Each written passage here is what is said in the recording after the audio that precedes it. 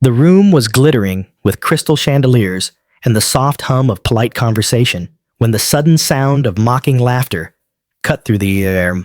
Vanessa Clark at 41, the youngest female CEO in her industry, stood frozen near the grand staircase as three rival executives closed in. One of them brushed past her deliberately, his hand lingering in a way that was both crude and unmistakable. Another leaned in far too close, whispering something vulgar that drew a burst of laughter from his companions. Around them, key investors and colleagues pretended not to see, but their sidelong glances burned hotter than any spotlight. In that humiliating moment, Vanessa felt her reputation, her dignity, and her years of building respect in a male-dominated industry shaken to their core. Vanessa's career hadn't been handed to her. She'd clawed her way up from an entry-level marketing assistant to the top-floor corner office, often working twice as hard for half the recognition. But tonight's corporate networking gala, meant to cement a major partnership deal, had turned into a public assault on her credibility. The men who harassed her weren't just petty rivals. They were board members of competing firms with deep connections in the industry. Their goal was simple: diminish her in front of investors, sow doubt, and weaken her negotiating position. The worst part wasn't their touch. It was the smirk on Martin Hayes' face when she stepped back, his eyes glinting with the smug knowledge that no one would dare call him out. He was untouchable, or so he thought. Vanessa excused herself from the circle, her hand steady even as her heart pounded. The champagne in her glass tasted like acid, but she forced herself to smile, to nod at passing acquaintances, to play the role of the unshaken CEO. But inside her mind was already working. The humiliation stung, but it also sharpened her focus. She knew their arrogance was both their weapon and their weakness. These men, Hayes, Lawson, and Trent, had been in the industry too long, had grown too comfortable in their power. They thought reputations were shields, that their names were untouchable. Vanessa had once admired their strategic ruthlessness. Now, she would use it against them. In the days leading up to the gala, she'd heard whispers, rumors of backdoor deals, illicit spending of company funds, and questionable treatment of employees. She'd ignored them as office gossip. Now, those whispers sounded like the start of an opportunity. As the gala wound down, Vanessa stood near the balcony, letting the night breeze cool her cheeks. Below her, the city skyline pulsed with possibility. She didn't just want an apology. She wanted them stripped of the very thing they valued most, their power. When she left the hotel that night, she wasn't just a CEO recovering from humiliation. She was a strategist preparing for war. Her revenge wouldn't be loud, not at first. It would be methodical, precise, and devastating. And when the moment came, they wouldn't just regret touching her. They'd regret ever knowing her name. By the next morning, Vanessa Clark's humiliation had transformed into cold, calculating resolve. She sat in her penthouse kitchen, her silk robe draped loosely over her shoulders, staring into the steam of her coffee. Her mind replayed the events of the gala in crisp, merciless detail. Every glance, every crude word, every unwanted touch, she stored them like evidence, because that's exactly what they would become. She began with the easiest weapon: information. In her years at the top, she'd learned that the real power in corporate America wasn't held by those with the most money, but by those who knew the right secrets. And Vanessa knew where to find them. Her first call was to Patrick, a discreet former investigative journalist who now ran a private intelligence firm. Patrick owed her a favor. She'd once saved him from a ruinous lawsuit with a well-placed phone call. "I need everything you can dig up," she told him, her voice low and precise. Martin Hayes, Charles Lawson, and Peter Trent. Financials, personal indiscretions, internal HR complaints, offshore accounts. I want it all. And I want it fast. Patrick chuckled softly. You planning a hostile takeover or a funeral? Both, she replied, and ended the call. Within days, the reports began arriving. Hayes was siphoning company funds into a shell corporation owned by his mistress, a scandal waiting to detonate. Lawson had a pending HR investigation for verbally abusing a junior employee conveniently buried by his cousin in HR. Trent's weakness was more personal, a gambling addiction that had drained hundreds of thousands from his accounts, forcing him into questionable side deals with overseas suppliers. Vanessa didn't just read these reports. She mapped them like a military operation. She knew which journalists would salivate over certain leads, which board members had long resented each man, and which government regulators might take interest in a few anonymous tips. But this wasn't only about destroying them professionally. No. She wanted the confrontation. She wanted them to see her eyes when their facades cracked, to hear her voice when she pulled their carefully spun reputations apart thread by thread. She began to bait the trap. Through mutual contacts, she let slip that she was interested in repairing her strained relationships with the three men. She hinted at an exclusive investment proposal, one that could benefit all their companies. Greed, she knew, was stronger than pride. The hook worked faster than she expected. Within a week, Lawson reached out first, feigning politeness, but unable to hide his eagerness. Hayes followed, cloaking his interest in arrogance. Trent predictably jumped at the chance he needed money more than he needed dignity. Vanessa scheduled the meeting for the following Friday in the grand conference room of the top-floor suite at the Lexington Hotel. It would be dressed as a power luncheon, catered with champagne and white linen, with a guest list that on paper looked like a gathering of titans.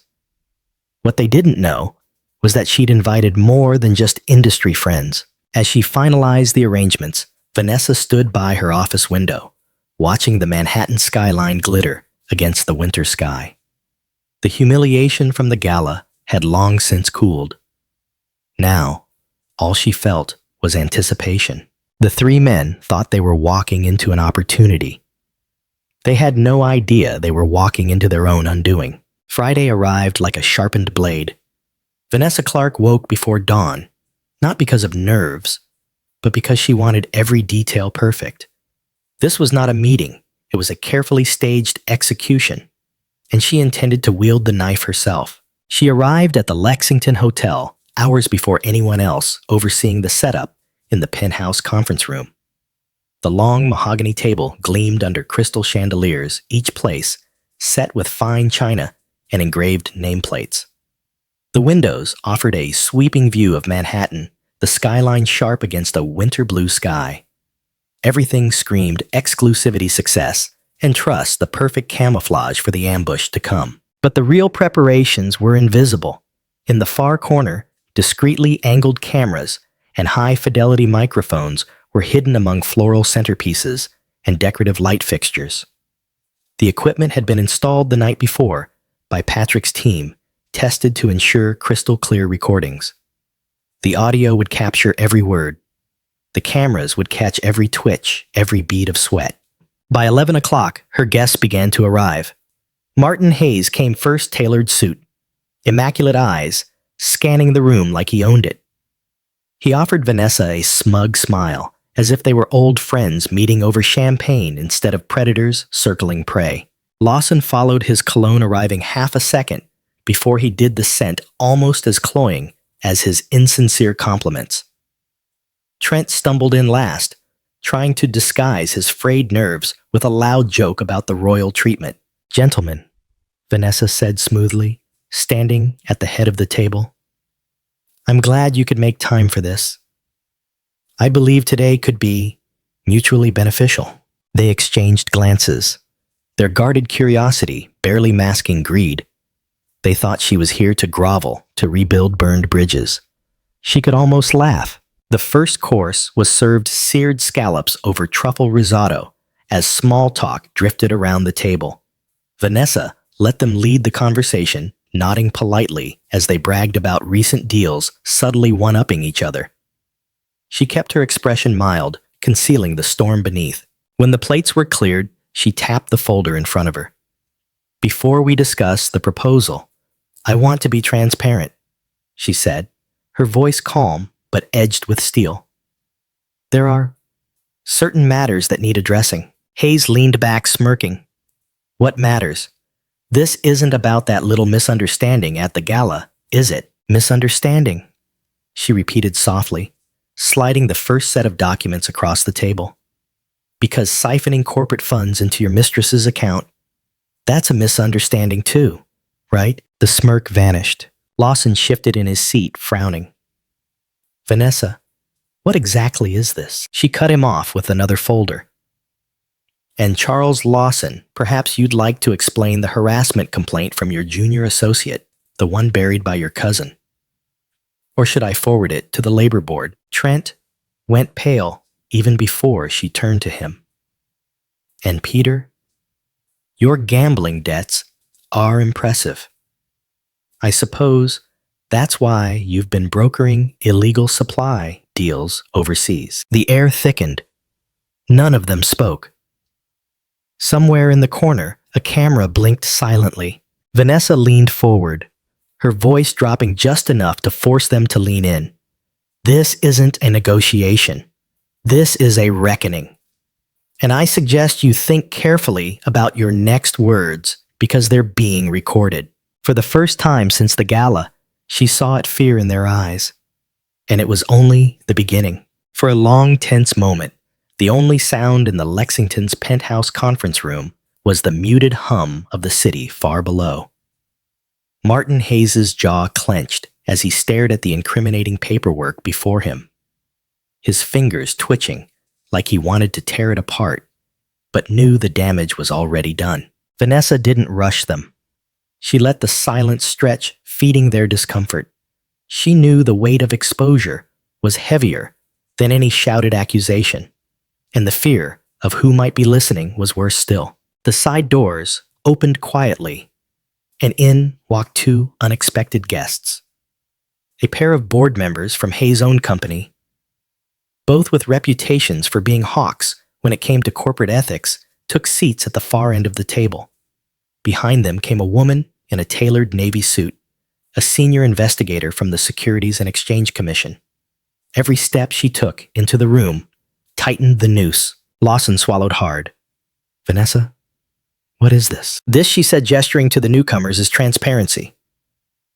You see, gentlemen, I'm not here to negotiate terms with you.